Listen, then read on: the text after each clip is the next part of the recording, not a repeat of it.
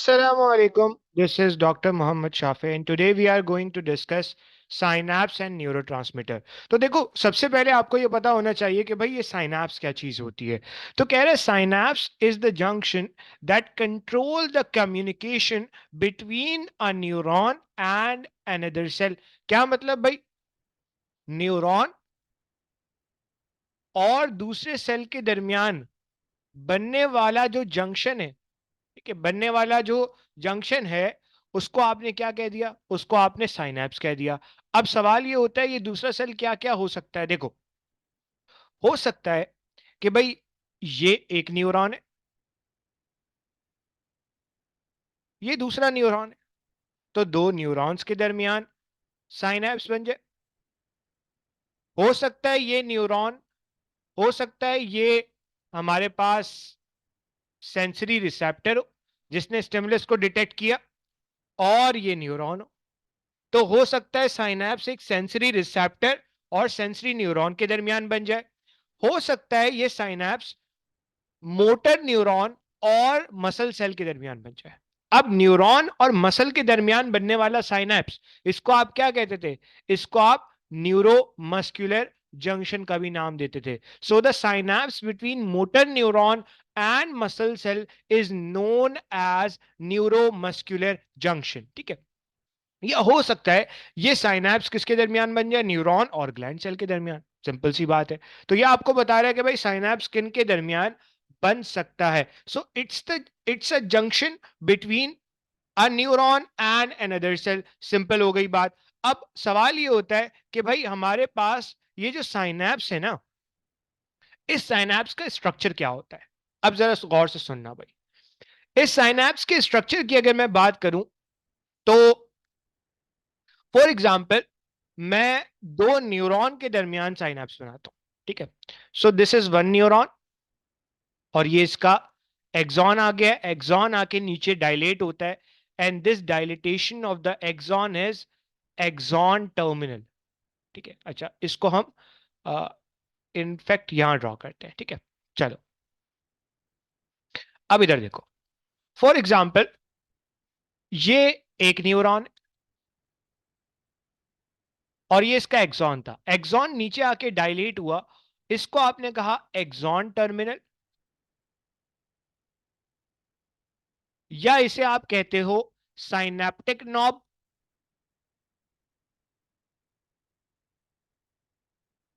Synaptic knob, या इसे आप कई और नामों से पहचान सकते हो। बहरहाल, अब मेरी बात जरा गौर से सुनना। ये एक न्यूरॉन है जिसके अंदर एक्शन पोटेंशियल था और ये एक्शन पोटेंशियल नीचे आ रहा है, नर्व इंपल्स नीचे आ रहा है। अब फॉर एग्जाम्पल ये दूसरा न्यूरॉन, ये क्या है? दूसरा न्यूरॉन। अब सवाल ये होता है कि इस पहले वाले न्यूरॉन को अगर मैं देखूं तो इसमें से सिग्नल आ रहा है और आपने इस सिग्नल को यहां ट्रांसमिट करना है। अब अगर आप गौर से देखो तो इस न्यूरॉन और इस न्यूरॉन के बीच में खाली जगह है एंड दिस खाली जगह is known as synaptic cleft. जहां भी खाली जगह आ जाए वहां पे मेजरली आप क्लेफ्ट का वर्ड यूज करते हो। अब अगर आप गौर से देखो तो बेसिकली ये वाला न्यूरॉन जिसे मैं चलो वन कहता हूं और ये वाला न्यूरॉन जिसे मैं टू कह रहा हूं, अगर आप देखो तो neuron number one basically synaptic cleft से पहले प्रेजेंट है। तो इस न्यूरॉन को मैं प्री साइनेप्टिक, प्री का मतलब है पहले, साइनेप्स से पहले, सो प्री साइनेप्टिक न्यूरॉन का नाम दे सकता हूं। और इसकी जो सेल मेम्ब्रेन होगी उसको मैं क्या कह दूंगा? Pre synaptic membrane. सिंपल। अच्छा, अब ये जो दूसरा न्यूरॉन है ये साइनेप्स के बाद है, तो इसको मैं कह दूंगा पोस्ट। पोस्ट का मतलब है बाद में आने वाला, सो पोस्ट साइनेप्टिक न्यूरॉन। तो बेसिकली स्ट्रक्चर बहुत सिंपल है। अच्छा भाई, अब ये जो जंक्शन बना है ना एक न्यूरॉन और दूसरे न्यूरॉन के बीच में, दिस इज साइनेप्स। तो अब आपसे क्या कह रहा है? बेसिकली आपसे आपकी बुक ये कह रही है कि भाई the neuron whose axon the neuron whose axon transmit action potential to synapse is termed as presynaptic. इसको आपने क्या कहा, प्रीसाइनेप्टिक का नाम दिया. जबकि and the cell receiving the signal on the other side of the synapse is postsynaptic cell. So this is postsynaptic cell. There is a gap called synaptic cleft between them. इनके दरमियान जो gap है, that gap is synaptic cleft. अब सवाल ये होता है कि ऊपर से आने वाला मैसेज इस न्यूरॉन से निकल के इस न्यूरॉन में जाएगा कैसे. बहुत इंपॉर्टेंट बात है. अब देखो बेसिकली अगर मैं इस ट्रांसमिशन को देखूं जिसमें ऊपर से आने वाला सिग्नल आप साइनैप्स के जरिए दूसरे न्यूरॉन या दूसरे सेल तक भेज रहे हो, this transmission is synaptic transmission. This transmission is synaptic transmission. अब अगर मैं साइनैप्स की बात करूं तो देखो साइनैप्स अगेन मैंने आपको बताया था, जब भी आप किसी चीज की टाइप्स बताते हो तो वो किसी ना किसी बेसिस पे बताते हो. तो अगर मैं साइनैप्स की बात करूं तो on the basis of function या फंक्शनल बेसिस पे आप साइनैप्स की दो टाइप्स डिस्क्राइब कर सकते हो. The first one is electrical synapse and the second one is chemical synapse. अब ये इलेक्ट्रिकल साइनैप्स और केमिकल साइनैप्स होता क्या है इसको जरा समझना. ठीक है. फॉर एग्जाम्पल आपसे कह रहा है कि भाई electrical synapse involve direct cytoplasmic connection formed by gap junctions between the presynaptic neuron and the postsynaptic neuron. अब ये कहना क्या चाह रहा है इस बात को जरा हम यहां पे समझते हैं. देखो for example this is presynaptic neuron and this is postsynaptic neuron. अब अगर आप गौर से देखो तो आपसे कह रहा है कि भाई इस प्री साइनेप्टिक न्यूरॉन और पोस्ट साइनेप्टिक न्यूरॉन के दरमियान क्या मौजूद है, साइटोप्लाज्मिक कनेक्शन मौजूद है in the form of gap junctions. यानी कि अगर आप देखो तो इन दोनों न्यूरॉन्स के दरमियान आपको कुछ चैनल्स मिल रहे हैं and these channels are known as gap junctions. Why they are known as gap junctions? Because अगर आप देखो तो प्री साइनेप्टिक न्यूरॉन का जो साइटोप्लाज्म है it is connected with the cytoplasm of the post synaptic neuron. तो basically ये gap junction क्या कर रहे हैं, ये गैप जंक्शन दोनों सेल्स के साइटोप्लाज्म को क्या कर रहे हैं, जोड़ के रख रहे हैं. अब इस साइनैप्स को आप क्या कहोगे, इस साइनैप्स को आप इलेक्ट्रिकल साइनैप्स का नाम दोगे. Why it is known as electrical synapse इसको जरा हम देखते हैं. देखो अब आपसे क्या कह रहा है, बेसिकली अब आपसे ये कह रहा है these make it possible for impulses to transmit from neuron to neuron without delay and with no loss of signal strength. अच्छा भाई अब समझने वाली बात देखो फॉर एग्जाम्पल यहां पे एक्शन पोटेंशियल आया. एक्शन पोटेंशियल क्या था, बेसिकली इनफ्लक्स ऑफ सोडियम. अब ये सोडियम ट्रैवल करता करता करता करता यहां पे आया.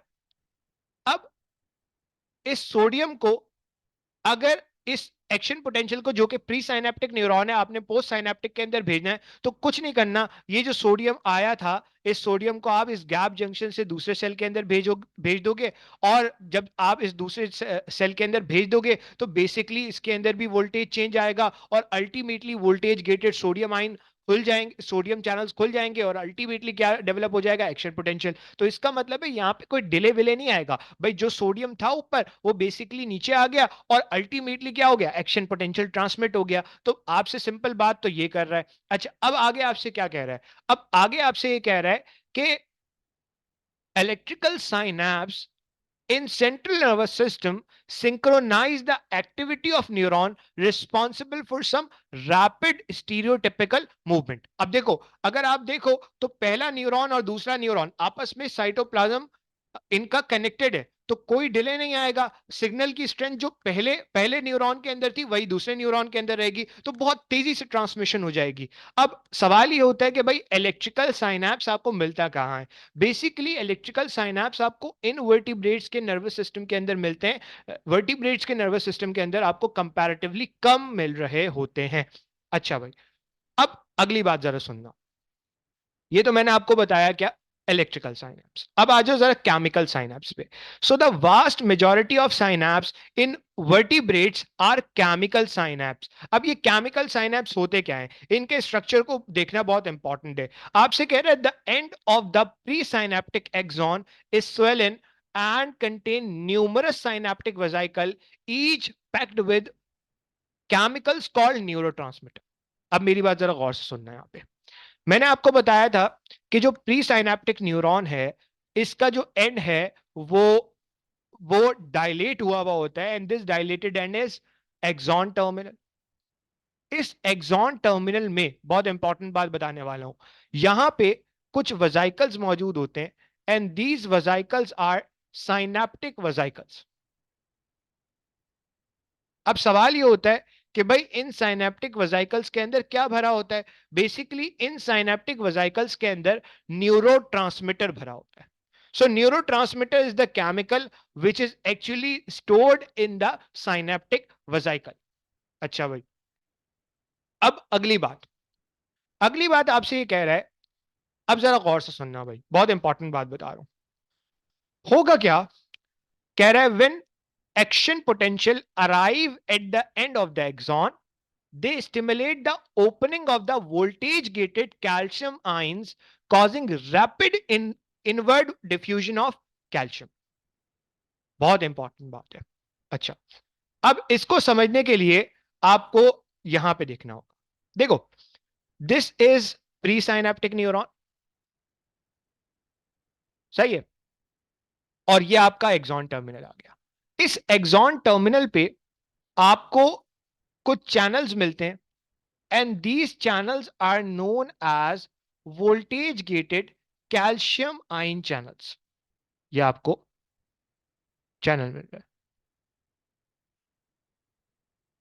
अब होगा क्या कि जब ऊपर से एक्शन पोटेंशियल आएगा, इसका मतलब है एक्शन पोटेंशियल आने की वजह से इस मेम्ब्रेन का वोल्टेज में क्या आएगा, चेंज आएगा। अब जब वोल्टेज के अंदर चेंज आएगा तो होगा ये कि जैसे ही एक्शन पोटेंशियल यहां पे आएगा, मेम्ब्रेन की ये वाली साइड क्या हो जाएगी, मेम्ब्रेन की ये वाली साइड में एक पोटेंशियल डिफरेंस आएगा। होगा ये, इस पोटेंशियल डिफरेंस आने की वजह से voltage gated calcium ion channels खुलेंगे, और कैल्शियम जो कि बाहर ज्यादा था वो अब अंदर आना शुरू। सिंपल। अगली बात आपसे क्या कर रहा है, अगली बात आपसे ये कर रहा है कि this This influx of calcium trigger a complex series of events that leads to the fusion of synaptic vesicle with the plasma membrane and the release of neurotransmitter by exocytosis। अच्छा, वैसे आपकी बुक के अंदर भी ये discuss हुआ है, अगर आप यहां पे देखो तो हुआ क्या, जैसे ही ऊपर से एक्शन पोटेंशियल आया, मेम्ब्रेन के वोल्टेज के अंदर डिफरेंस आया, और वैसे ही voltage gated calcium ion channels open हुए। जब कैल्शियम आयन चैनल्स ओपन हुए तो अल्टीमेटली कैल्शियम अंदर आया। जब कैल्शियम अंदर आया तो यहां पे क्या मौजूद थे, साइनेप्टिक वजाइकल्स।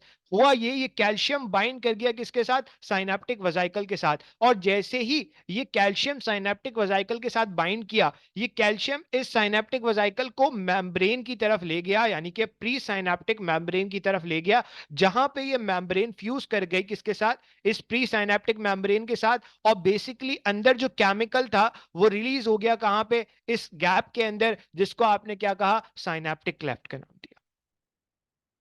सिंपल। अब ये जो न्यूरोट्रांसमीटर है, ये न्यूरोट्रांसमीटर कहां गया, साइनेप्टिक क्लेफ्ट के अंदर।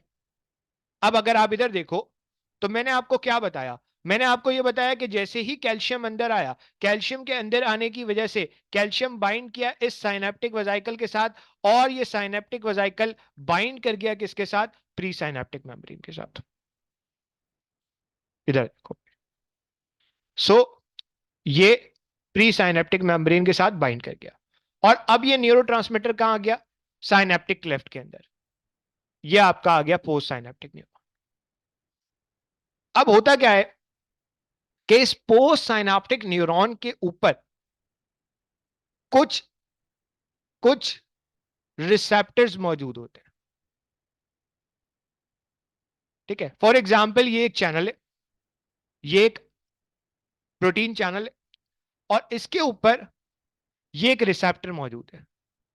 ये वो रिसेप्टर है, ये बेसिकली एक ऐसा चैनल है जिसको आप ligand gated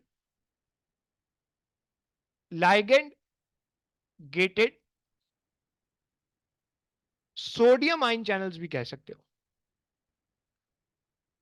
ligand gated sodium ion channels.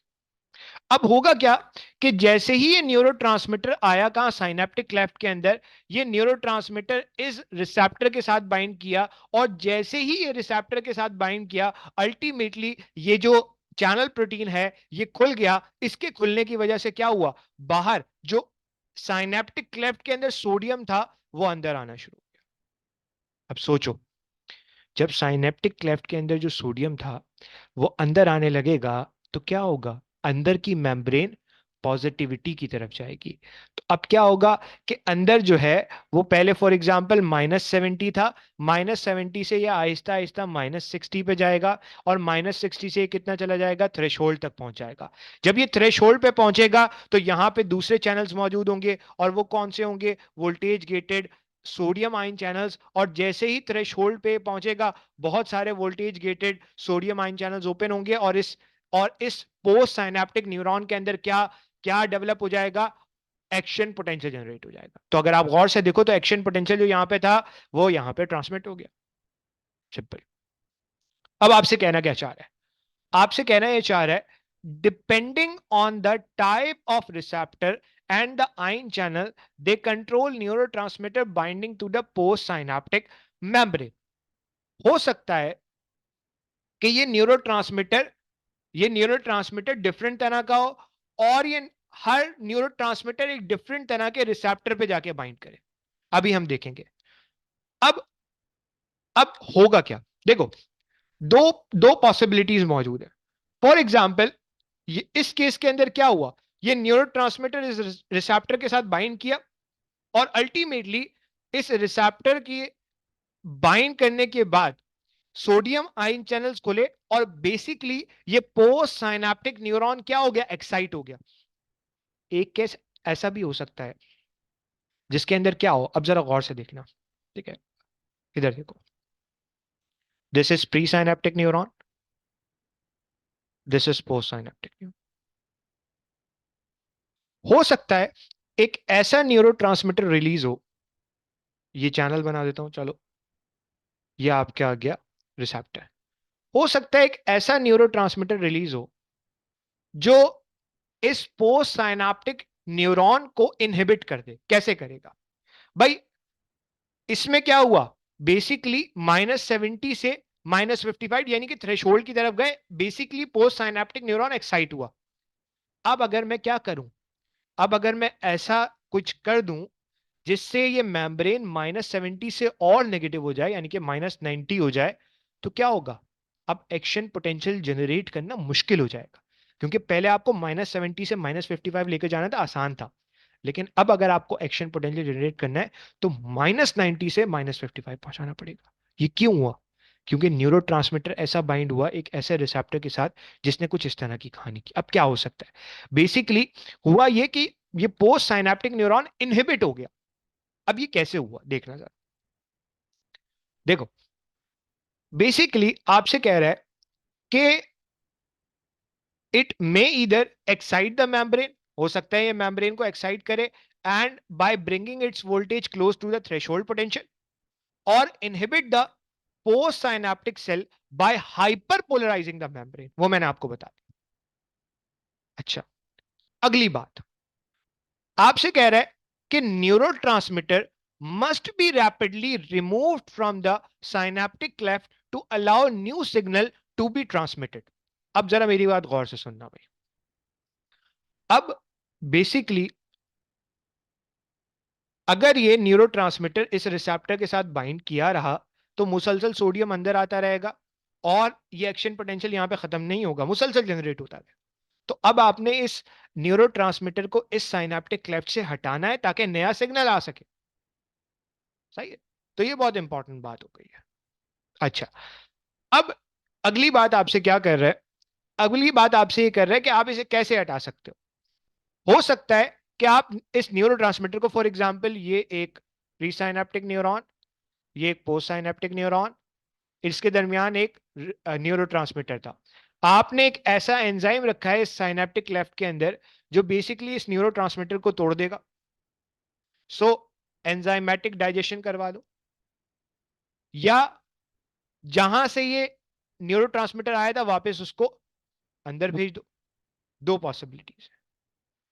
या आप तीसरा काम कर लो, कुछ ऐसे सेल्स यहां पे रख लो जो इस न्यूरोट्रांसमीटर को क्या कर जाए, खा जाए, अपटेक ले कर लें इसको।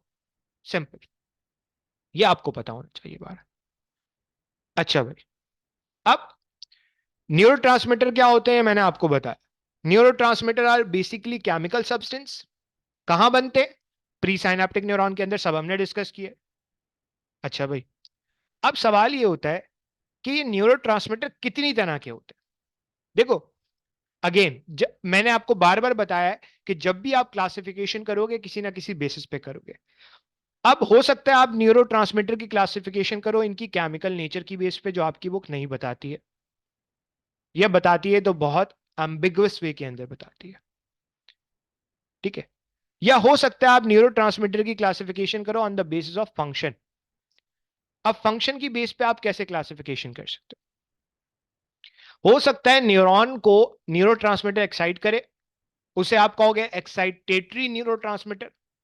हो सकता है ये उसको क्या करे, इनहिबिट करे, तो क्या कह दोगे, इनहिबिटरी न्यूरोट्रांसमीटर। अच्छा भाई, अब सवाल ये होता है कि हमारे पास ये जो एक्साइटेटरी न्यूरोट्रांसमीटर है ये क्या चीज होती है, और इनहिबिटरी न्यूरोट्रांसमीटर ये क्या चीज होती है। अच्छा भाई, आपसे आपकी बुक कह रही है कि भाई at an excitatory synapse neurotransmitter receptor control a type of gated channel that allow sodium to enter the cell. वही बात जो मैंने आपको बताई थी, जैसे ही न्यूरोट्रांसमीटर बाइंड करेगा सोडियम का इन्फ्लक्स शुरू होगा, and potassium to leave the cell cause depolarization. भाई दो रास्ते हैं। आपने क्या किया, न्यूरोट्रांसमीटर रिलीज करवाया, न्यूरोट्रांसमीटर के रिलीज होने की वजह से क्या हुआ, सोडियम चैनल्स खुले, और अंदर क्या आया, सोडियम, अल्टीमेटली डीपोलराइजेशन हो गई। ये इसने बेसिकली इस तरह के न्यूरोट्रांसमीटर ने क्या किया, पोस्ट साइनेप्टिक न्यूरॉन को, पोस्ट साइनेप्टिक मेम्ब्रेन को एक्साइट किया गया। तो ये जो एक्साइटेशन हुई है ना, इस एक्साइटेशन की वजह से, फॉर एग्जांपल पहले रेस्टिंग हालत में पोटेंशियल था -70, लेकिन जैसे ये न्यूरोट्रांसमीटर आया एक्साइटिंग, इसने पोटेंशियल को -55 यानी कि थ्रेशोल्ड तक पहुंचा दिया। तो बेसिकली इसने क्या किया, एक्साइट किया, किसको, इस पोस्ट साइनेप्टिक मेम्ब्रेन को, ताकि क्या जनरेट हो सके, एक्शन पोटेंशियल जनरेट हो सके। So this potential is known as excitatory post synaptic potential. और वो केमिकल्स जो ये काम करवाएंगे दे आर एक्साइटेटरी न्यूरोट्रांसमीटर। अच्छा, सवाल ये होता है कि भाई एक्साइटेटरी न्यूरोट्रांसमीटर कौन कौन से हो सकते हैं। उसकी क्लासिकल एग्जांपल है एसिटाइल कोलिन। क्या है भाई, एसिटाइल कोलिन। अब ये जो एसिटाइल कोलिन है ना, इसके बारे में कहा यह जाता है कि भाई कहीं तो ये काम करता है एज अ एक्साइटेटरी न्यूरोट्रांसमीटर, कहीं पे ये काम करता है एज अ इनहिबिटरी न्यूरोट्रांसमीटर। अब सर ये क्या कहानी है कि कहीं पे ये एक्साइटेटरी न्यूरोट्रांसमीटर की तरह काम कर रहा है और कहीं पे ये इनहिबिटरी न्यूरोट्रांसमीटर की तरह काम कर रहा है। भाई हो सकता है कि ये क्या करे, ये जो है फॉर एग्जांपल ये पोस्ट साइनेप्टिक मेम्ब्रेन है, ये पोस्ट साइनेप्टिक मेम्ब्रेन पे सोडियम आइंस को, सोडियम चैनल्स को खुलवा दे, तो क्या होगा, एक्साइटेटरी। हो सकता है ये ऐसे रिसेप्टर पे बाइंड करे, पोस्ट साइनेप्टिक न्यूरॉन पे एक ऐसा रिसेप्टर हो जिस रिसेप्टर से क्या हो, जिस रिसेप्टर से हाइपर पोलराइजेशन हो जाए। अब हाइपर पोलराइजेशन कैसे हो सकती है इसको अभी हम देखेंगे, लेकिन एसिटाइल कोलिन में फंक्शन एज एक्साइटेटरी न्यूरोट्रांसमीटर और inhibitory neurotransmitter depending on the receptor.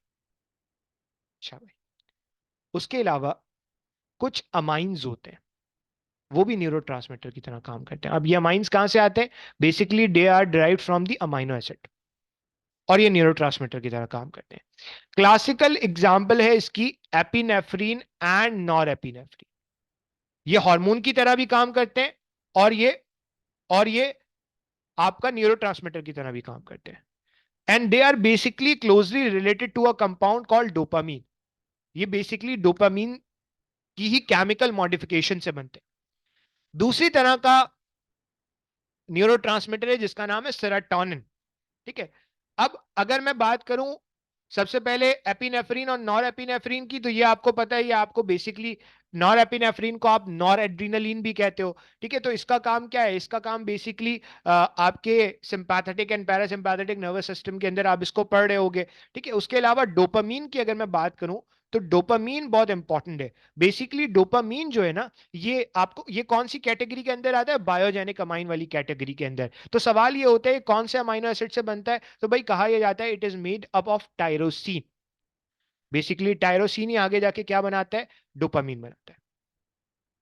अब सवाल ये होता है कि भाई डोपामीन का काम क्या है ब्रेन के अंदर? रिवॉर्ड सिस्टम के अंदर। फॉर एग्जाम्पल, आपने कोई चीज की, आपने आपने कोई अच्छी चीज की, आपने ब्रेन ने, आपके ब्रेन ने आपको क्या दिया? रिवॉर्ड दिया कि भाई तुमने शाबाश अच्छी चीज की है।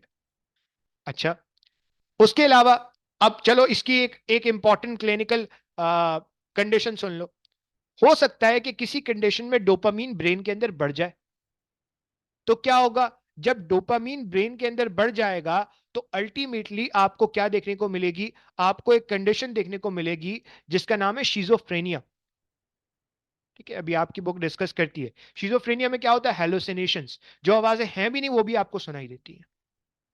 अच्छा, और अगर कमी हो जाए, डोपामीन की कमी हो जाए, तो आपको एक डिसऑर्डर देखने को मिलेगा जिसका नाम है पार्किंसन डिजीज, जिसमें आपको क्या देखने को मिलेगी? रिजिडिटी। रिजिडिटी का मतलब है एक कड़ावट होगी बॉडी के अंदर। उसके अलावा आपके जो हाथ है ना वो मुसलसल ट्रेमर्स में होंगे, हिल रहे होंगे।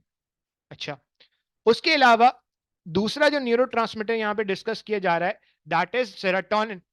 सवाल ये होता है ये सेरोटोनिन भी अमाइनो एसिड से बना होगा? बिल्कुल, बायोजेनिक अमाइन की कैटेगरी के अंदर है। तो ये कौन से अमाइनो एसिड से बना होगा? ये बना होगा ट्रिप्टोफैन से। ट्रिप्टोफैन से। अच्छा, सवाल ये आता है कि भाई इसका फंक्शन क्या है? इसका फंक्शन बेसिकली आता है हमारे अटेंशन के अंदर, हमारी अटेंशन को रेगुलेट करता है। उसके अलावा कॉग्निटिव फंक्शन, यानी कि जो याद करने के फंक्शन है उसके अंदर, ड्रीम के अंदर, स्लीप के अंदर बहुत इंपॉर्टेंट रोल है इसका। ईटिंग के अंदर, मूड पेन रेगुलेशन के अंदर इसका बहुत मेजर रोल है। सही है, तो यह आपने याद रखना है। अच्छा, उसके अलावा यही बातें आपसे कर रहा है कि डोपामीन और सेरोटोनिन का काम क्या है। अच्छा, पार्किंसन के बारे में इसने बात की और इसने बात की शिजोफ्रेनिया के बारे में।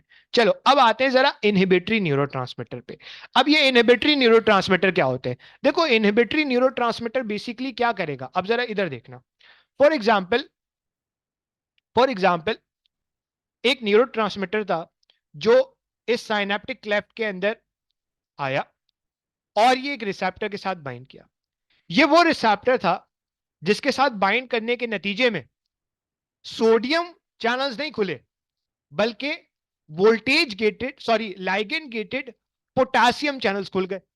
अब क्या होगा?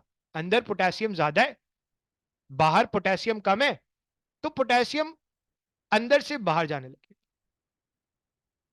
अब जब पोटेशियम अंदर से बाहर जाने लगेगा तो बेसिकली अंदर पॉजिटिव आयन की कमी होने लगेगी। तो अंदर अब क्या होगा? पहले मेम्ब्रेन थी -70, अब पॉजिटिव आयन की कमी होते होते हो सकता है ये मेम्ब्रेन हाइपर पोलराइज हो जाए और -90 तक पहुंच जाए। एक रास्ता तो ये है। ये दूसरा रास्ता क्या हो सकता है? दूसरा रास्ता ये हो सकता है कि भाई यहां पे जो है वो क्लोराइड चैनल्स खुल जाए। क्लोराइड चैनल्स खुलने की वजह से क्या होगा? बाहर क्लोराइड ज्यादा है, अंदर क्लोराइड कम है। जब ये न्यूरोट्रांसमीटर आके बाइंड किया, क्लोराइड अंदर आने लगा, नेगेटिविटी फिर बढ़ गई। सो बेसिकली अब -70 से -90 हाइपर पोलराइजेशन हो गई। तो -70 से -55 तक पहुंचना आसान था, या -90 से -55 तक, -70 से -55 तक पहुंचना आसान था? तो बेसिकली इसने क्या किया है? पोस्ट साइनेप्टिक न्यूरॉन को इनहिबिट किया। ये सिंपल याद रखें। ऐसी तरह के न्यूरोट्रांसमीटर को आप इनहिबिटरी न्यूरोट्रांसमीटर कहते हो। अब आपसे क्या कह रहा है? अब आपसे ये कह रहा है कि भाई at an inhibitory synapse the binding of neurotransmitter molecule to the postsynaptic membrane hyperpolarize the membrane by opening ion channel that make the membrane more permeable either to potassium or calcium, sorry chloride। ये मैंने आपको बता दिया कि भाई दो ions की permeability को बढ़ा देगा, या तो पोटेशियम की, पोटेशियम अंदर से बाहर जाएगा, या क्लोराइड की, क्लोराइड बाहर से अंदर आएगा। अल्टीमेटली होगा ये कि अंदर यानी कि post synaptic membrane hyper polarize हो जाएगी, मोर नेगेटिव हो जाएगी। So it is more difficult for an action potential to be generated. अब मुश्किल एक्शन पोटेंशियल को जनरेट करना। अब बेसिकली आपने क्या किया, बेसिकली आपने मेम्ब्रेन को हाइपर पोलराइज बनाया। तो इस वक्त ये जो आपने सारी कहानी की ना, जिसकी वजह से वोल्टेज के अंदर डिफरेंस आया, इस इनहिबिशन को, जिसमें आप इनहिबिटरी न्यूरोट्रांसमीटर लगा रहे हो और अल्टीमेटली जो है वो फिर आपकी जो पोस्ट साइनेप्टिक मेम्ब्रेन है उसका पोटेंशियल और नेगेटिव में जा रहा है। This is known as inhibitory post synaptic potential, IPSP, simple. चलो, अब आगे आपसे क्या कह रहा है, वही आईपीएसपी की बात कर रहा है, inhibitory post synaptic potential. So chemicals used these voltage changes called inhibitory neurotransmitters. इसको आप क्या कह रहे हो, ऐसे केमिकल्स को आप इनहिबिटरी न्यूरोट्रांसमीटर्स का नाम दे रहे हो। सवाल ये होता है कि भाई इनहिबिटरी न्यूरोट्रांसमीटर कौन कौन से हो सकते हैं। It may be GABA, GABA stands for gamma amino butyric acid. सवाल ये होता है कि गैमा अमाइनो ब्यूटायरिक एसिड ये आपको इनहिबिशन में मेजर रोल इसका है, सही है, तो बस आपने ये याद रखना है। अच्छा भाई, उसके अलावा ग्लाइसिन इंपॉर्टेंट। उसके अलावा उसके अलावा आपको मिलेगा ग्लूटामेट। ठीक है, ये जो ग्लूटामेट है, ये भाई जाहिर सी बात है, आपको पता है ग्लूटामेट भी अमाइनो एसिड है, चाहिए। अच्छा, उसके अलावा उसके अलावा एस्पार्टेट, ये भी क्या है, इनहिबिटरी न्यूरोट्रांसमीटर है। यहां पे आके हमारा न्यूरोट्रांसमीटर और साइनेप्स वाला पार्ट हो गया है कंप्लीट। इंशाल्लाह जिंदगी रही तो आपसे नेक्स्ट वीडियो के अंदर फिर मुलाकात होगी। तब तक के लिए अल्लाह हाफिज, अपना बहुत सा ख्याल रखिएगा, दुआ में याद रखिएगा।